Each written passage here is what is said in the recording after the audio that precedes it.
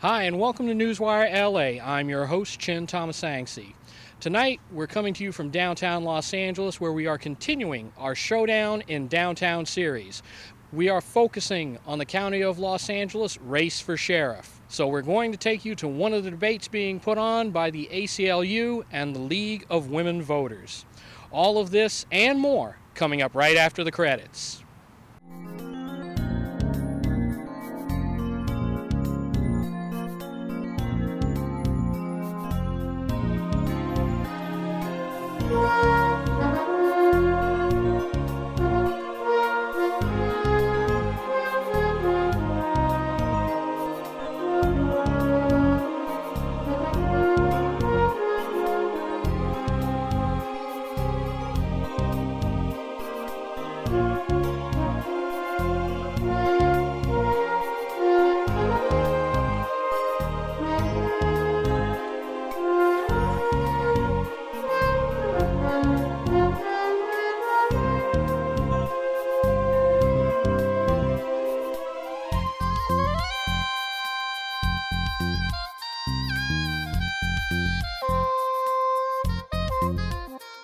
Hi, and welcome back to Newswire LA. I'm your host, Chin Thomasangsi.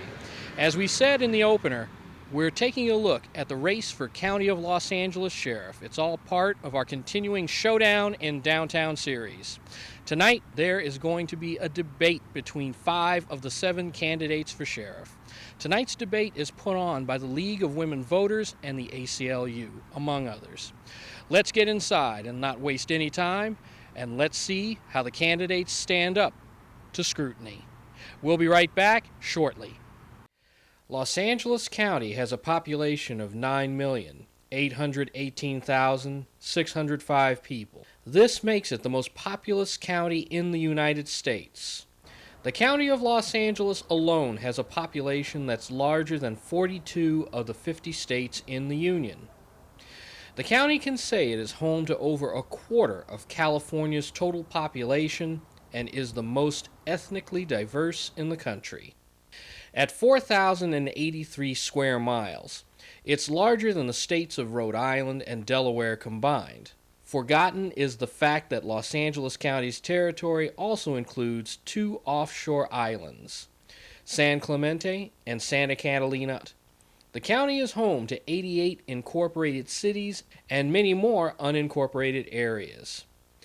The key theme about anything LA County is its sheer size. Providing law enforcement for the largest county in the nation is the largest sheriff's department in the nation, the Los Angeles County Sheriff's Department.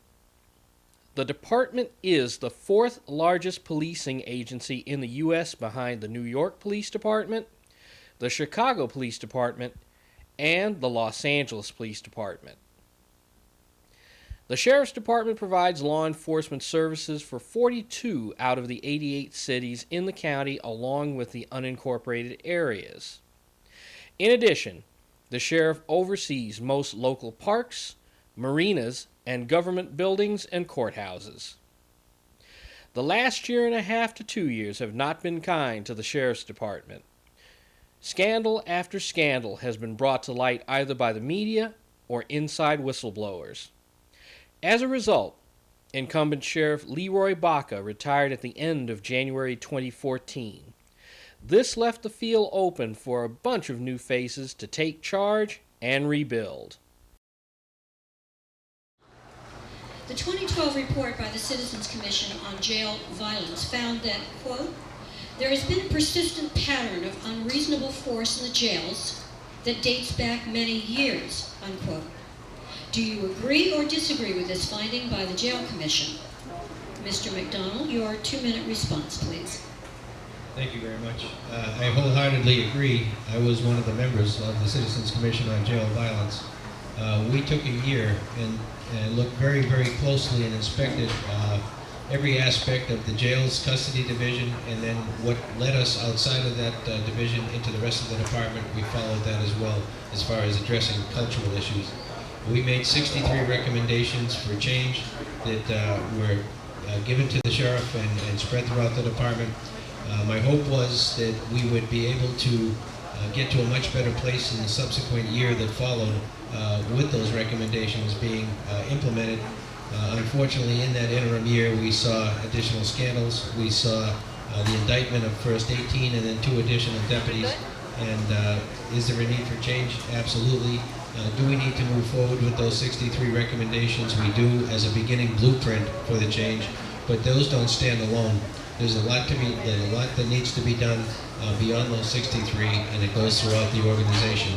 We need additional accountability. We need to put systems in place, command accountability systems, where we set the standards high, we bring people in, we inspect the command, and ensure that they're meeting their goals, that they're moving forward, and that we're using quantifiable metrics to do that.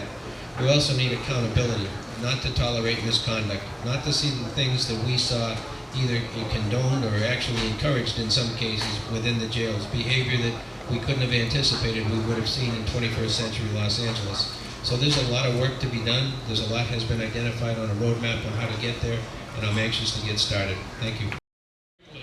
I was able to lower force in the year of 07, 25%. I've got the stats and I brought them here with me tonight, and if anybody would like to see them, I'll show them to you afterwards. I lowered force, but not by adding more bodies, more deputies, more supervision, more money, more cameras. All I did was withholding people accountable to get the job done. Strong leadership, walking around. As sheriff, if my problem is Mid Central Jail, that's where my office is going to be. If the problems are up north, that's where my office is going to be. I managed by walking around. I was able to successfully go ahead and make the particular changes. But when force reoccurred again and I raised its ugly head, to a point where inmates were being beaten, bones were being broken, head strikes were being done needlessly, I had to go outside the organization and report it to the FBI, and I would do it again.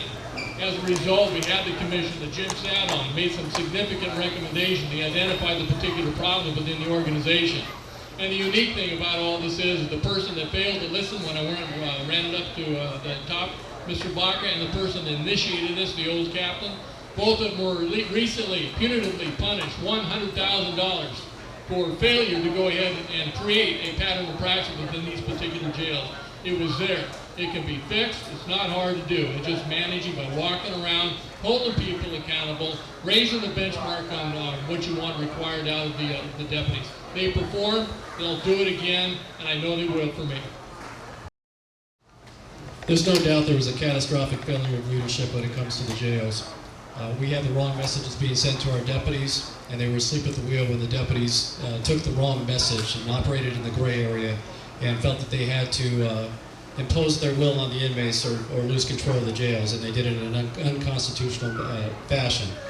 We need additional supervision, but more importantly than that, we need supervisors who are proactive, who are sending the proper message, who are watching what the deputies are doing and emphasizing things like force prevention, force as a last resort. The policy of the Sheriff's Department is use force only when you have to, not as a means to exert control within the facility. We operate the largest mental health facility in the United States in the jail system.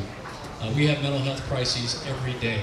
We are ill-equipped to deal with those. We're proposing the establishment of a mental health bureau, and what I would like to see is 24/7 mental health crises response teams that are available to deal when we have mental health crises that occur, so we can proactively deal with those, de-escalate, defuse the situation before force becomes necessary.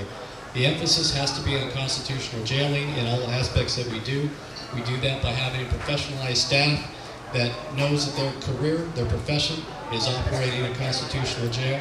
And if people don't get it, they need to be held accountable through the disciplinary system. And there shall be zero tolerance for unreasonable force, excessive force, or any type of violation of human rights. Thank you. I agree that there has been problems with excessive force in the jails, and I think we can all reasonably agree that if a person is convicted of a crime, they should go to jail and do their time.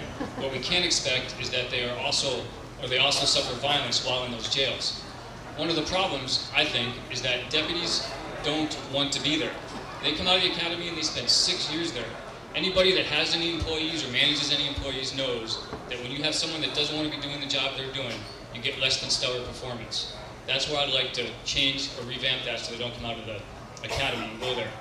The second thing, and some people covered it already, is the mental health issues. You have a deputy with a high school diploma traditionally, untrained, not able to deal with someone with serious mental illness. We need to professionalize the jail staff or the custody staff and make that civilianized for the most part, where you have a professional career track of people that want to be there, that get the ongoing training, and that's what they look forward to do, working with the inmates, getting the community services, the reentry services in there, and making that a smoother transition. And this way, with that new staff, we can avoid the jail violence problems.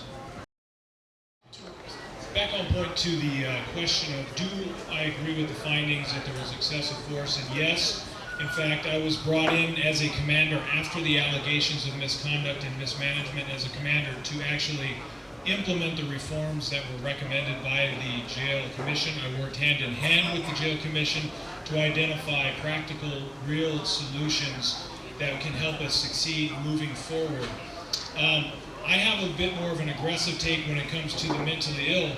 I actually do not believe they should be incarcerated into our facilities. Actually, with all due respect, we need to find better means and better facilities for them that are not locked up in jail. We have a lot of our youth that have mental illness that are in the community, and they need to be treated so they can move on to a productive life. And so we do need to have clinicians who know what they're doing, as opposed to a deputy sheriff whose job should be security, and so we should ensure that they understand what their role is, which is protecting all of the clientele that are in there, which means the inmates, the staff, and then their fellow deputies. But I believe to lower that number of force, we had many incidents of our findings that a lot of the use of force was rescue force, what's classified as rescue force. In other words, our deputy sheriffs intervening on inmate violence. So we have to be cautious of what generates that. There's a lot of anger and violence inside of the jails, and going to a pattern of education and rehabilitation and anger management in the jail system, and then transition units after these inmates are released and become more productive members of society is a long-term solution to this. So that's how I would handle that situation. One of the laws the state legislature passed as part of realignment permits county boards of supervisors to give the sheriff's department authority to release people to electronic monitoring who are in jail pre-trial and cannot make bail. If you were sheriff, would you approve or disapprove of having the Los Angeles Board of Supervisors give you pre-trial release authority, and why? Mr. Olmsted, your 2-minute response, please. Let me ask the audience this rhetorically. When's the last time our jails have ever been undercrowded? Our jails have always been overcrowded. Been overcrowded for the 33 years that I've worked there. We have some very significant problems there. As a matter of fact, I read recently that in 4 years we're going to have 10,000 more state prisoners in the state prison system, raising that, which means 40% of those are going to go through my custody headquarters area, custody environment. That being said, we need to anticipate what's going on and have preventive measures, not today, but we should have started this yesterday. Part of the stuff, and other ways we can do this with the AB 109, is have split sentencing as well. I think split sentencing would be outstanding. It would be something that we're going to have to go ahead and figure out and deal with the Board of Supervisors and the judges, and let the split sentencing be another way to go ahead and have inmates exit the system a bit early. Basically, what split sentencing does is allow the inmate to go ahead and have structured behavior processes through probation. Instead of just spending their time in jail, they're released prematurely, but they have to go through probation, they have to go through training and education. I'd also look at pretrial releases. We've got about 700 inmates right now on pretrial misdemeanors inside the jail. We need to take a look at getting them out as well, and allow them to have bail and access to lower the jail population. And of course, the mentally ill. We need to have a mental ill court, mental health court, both pre and post booking disciplines that allow us to go ahead and be able to handle the mental health in a different process that we're doing now. We need to anticipate the future. And part of the future is the jail has always been overcrowded. I need to figure out ways and work with the community and the Board of Supervisors to make this work. Thank you. AB 109 has also brought us 7,000 inmates, new inmates into the county jail system. The worst county inmates that we have in custody now are only serving 40% of their time. Female inmates 10%, these are sentenced inmates, and males 20% who are not the most serious crimes for which they're incarcerated. I absolutely would support having that additional flexibility to manage our jail population. Our jail count is about 19,400 right now. When we get to 20,000, we're critical because we need to have swing space to deal with maintenance within the facility. I absolutely need the flexibility to manage that population. There are a lot of stakeholders in this. We have the Board of Supervisors that to this point has been resistant in terms of granting that authority, and certainly the judges and the district attorney. All of the stakeholders need to be brought to the table, and the sheriff is in the perfect position to make sure this dialogue takes place so that we have meaningful solutions to jail management. Like I said before, incarceration arrest is not the only solution to managing our public safety issues in this county. We need a continuum of services out in the community and within the facility, and we need to have a meaningful reentry program and strategy so we can not only effectively manage the jails, but make sure the people who pass through our jails don't come back. Thank you. My position is that pretrial release should be the norm, not the exception. If we were to do that and do it smartly, we could reduce the jail population by 30%. Quite frankly, right now with the bail system we have, it's based on who can pay is who gets out.